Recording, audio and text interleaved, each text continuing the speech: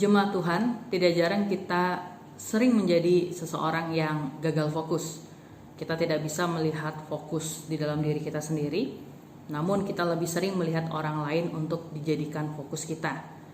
Terkadang kita lebih sering atau lebih cepat untuk mengkoreksi setiap apa yang dilakukan oleh orang lain, namun ketika kita diajak untuk mengkoreksi diri kita sendiri, kita belum mampu melakukannya.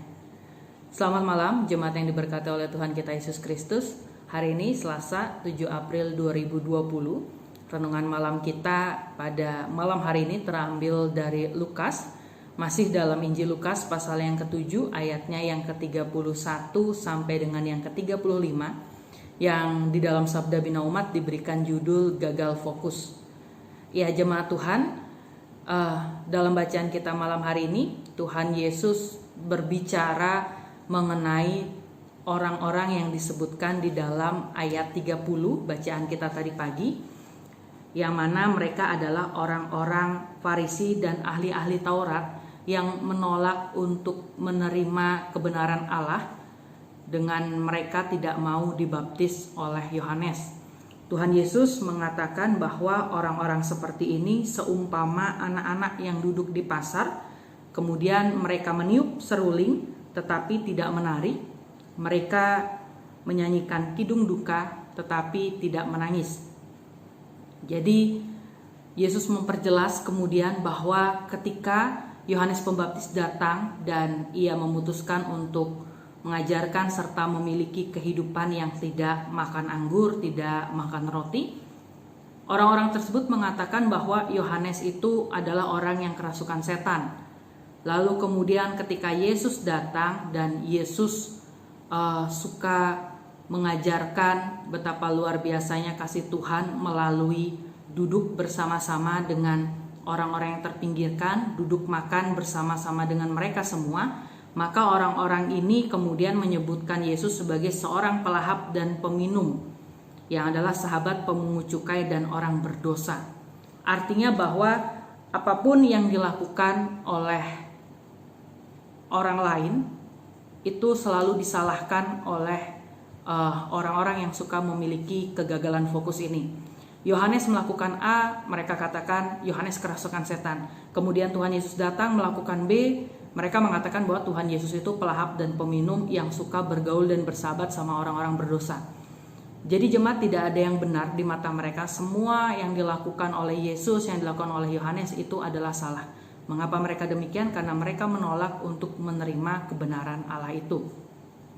Jemaat yang diberkati oleh Tuhan, tidak jarang kita pun menjadi sama seperti mereka, orang-orang yang memiliki kegagalan dalam berfokus.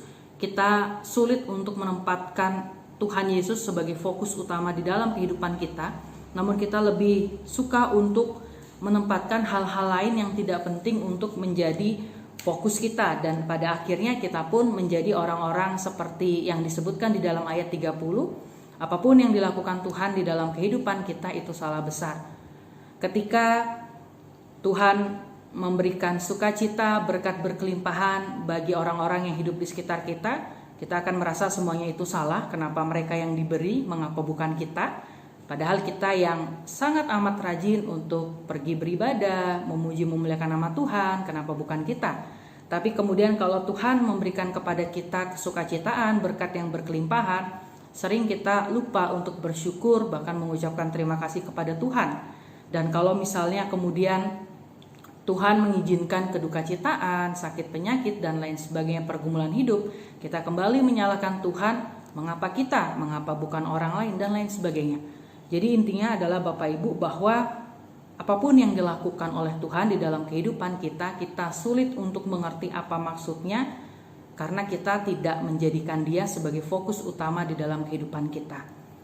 Kita ibarat seseorang yang suka lari ke sana ke sini dan tidak bisa menetap, seperti anak kecil suka lari ke sana, suka lari ke sini, dan kita tidak bisa untuk berdiam diri. Kita tidak bisa untuk melihat Tuhan Yesus sebagai fokus di dalam kehidupan kita. Padahal apapun yang Tuhan buat di dalam kehidupan kita itu baik adanya. Kalau kita tidak pernah merasakan sakit, maka kita tidak akan pernah tahu bagaimana rasanya sembuh. Maka kita tidak akan pernah tahu bagaimana luar biasanya kasih Tuhan, dan kita tidak akan pernah tahu rasanya atau caranya untuk bersyukur. Untuk itu jemaat Tuhan, firman Tuhan pada malam hari ini mengajak kita untuk kita senantiasa menerima dan berfokus penuh pada kebenaran Allah. Karena itu adalah satu-satunya cara untuk kita bisa mampu mengerti apa yang Tuhan mau, apa yang Tuhan lakukan di dalam kehidupan kita.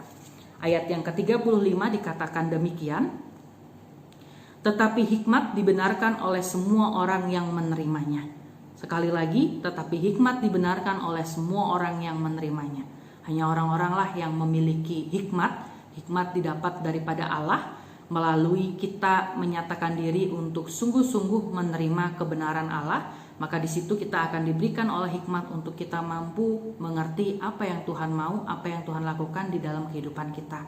Sehingga kita pun tidak menjadi orang seperti yang disebutkan di dalam ayat yang ke-30 yang selalu cepat untuk melihat kesalahan-kesalahan orang lain, dan kita cepat untuk mengkoreksi kesalahan-kesalahan orang lain. Namun ketika kita melihat diri kita sendiri, kita sulit untuk mengkoreksi diri kita.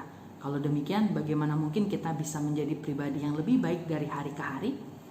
Jemaat Tuhan, sebelum kita beristirahat di malam hari ini, biarkanlah Tuhan senantiasa menjadi fokus di dalam kehidupan kita, dan biarlah Ia memakai hidup dan kehidupan kita seturut dan sesuai dengan kehendak-Nya.